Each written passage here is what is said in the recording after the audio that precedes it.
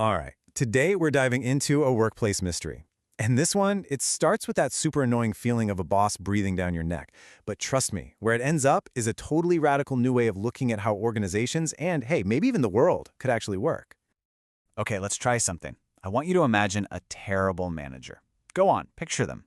What's the one thing that really gets under your skin? Is it that they have no idea what they're doing? The chaos? Or is it the micromanagement? You know, that constant hovering? Well, it turns out for a very specific group of people, that's not just annoying. Oh no.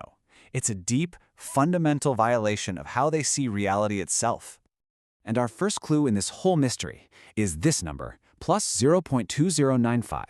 I know, it looks kind of random, right? But this little number is actually a statistical correlation, and it's the key that unlocked why some people have an almost allergic reaction to being micromanaged. So where did this come from? It's from a culture assessment by XING. They talked to about 200 people from 43 different countries, asking them what bugs them the most about a bad boss. And this number popped up, showing a really significant link for one particular group.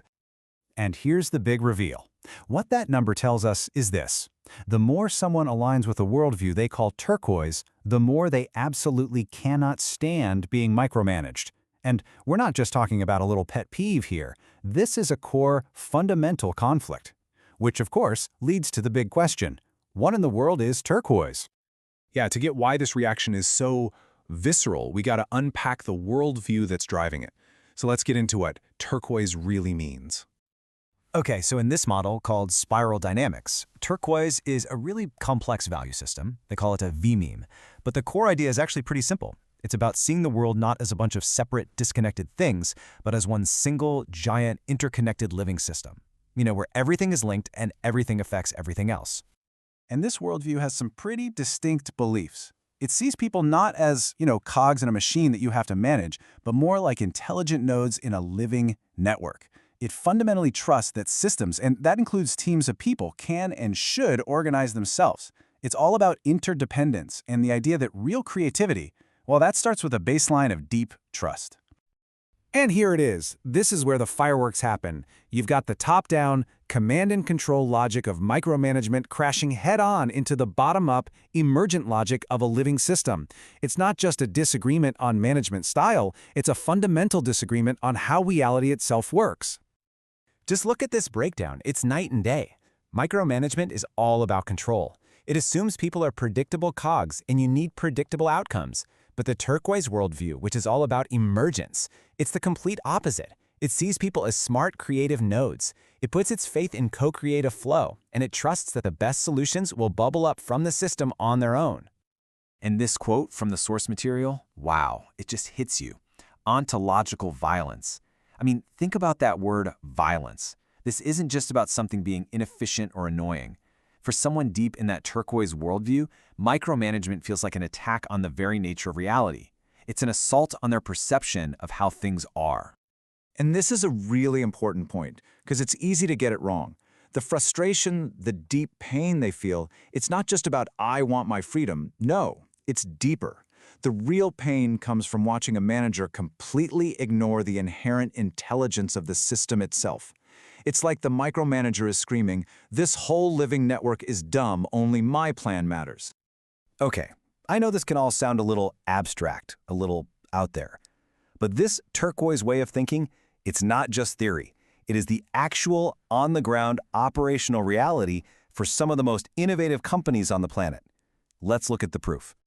First up, a company called Birthzorg.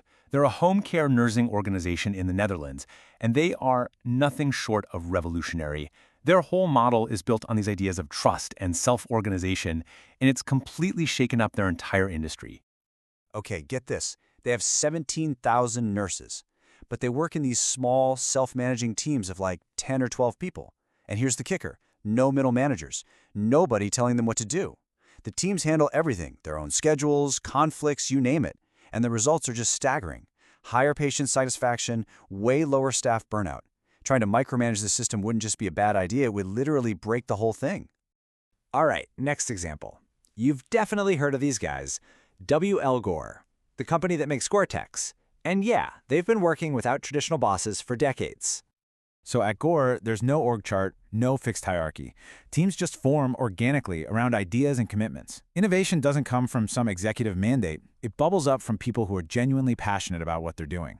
In fact, one of their core principles is basically, if you have to ask for permission, you're probably on the wrong track. And now for maybe the most radical example of them all, Haier. This is a massive Chinese appliance company that didn't just tweak its structure, it blew it up and reinvented itself from scratch.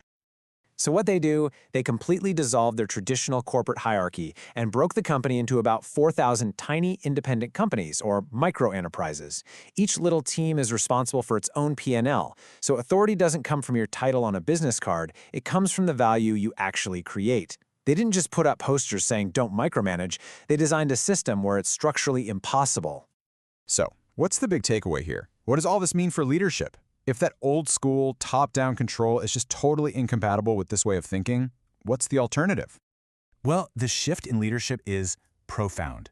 You have to stop thinking of yourself as a director, barking orders. Instead, you become a gardener. Your job isn't to command, it's to cultivate the environment. You create the right conditions for things to grow. You set a clear, shared purpose, you provide the resources, and then, and this is the hard part, you step back and you trust the system and the people in it to figure it out and evolve together. The whole goal is to build what you might call a container, a strong, safe, purposeful space where the system's own collective intelligence can do its thing, and the best ideas can just emerge on their own. The leader's real job isn't to have all the answers. It's to be the one who holds that container, who holds that space, so the answers can be discovered by everyone. And that leaves us with one last really powerful question to chew on. We're so used to thinking of trust as something personal, right, between me and you. But what if we could design our organizations differently? What if trust wasn't just personal, but systemic? What if it was baked into the very DNA of how we work together? Just think about that for a second. What would that make possible?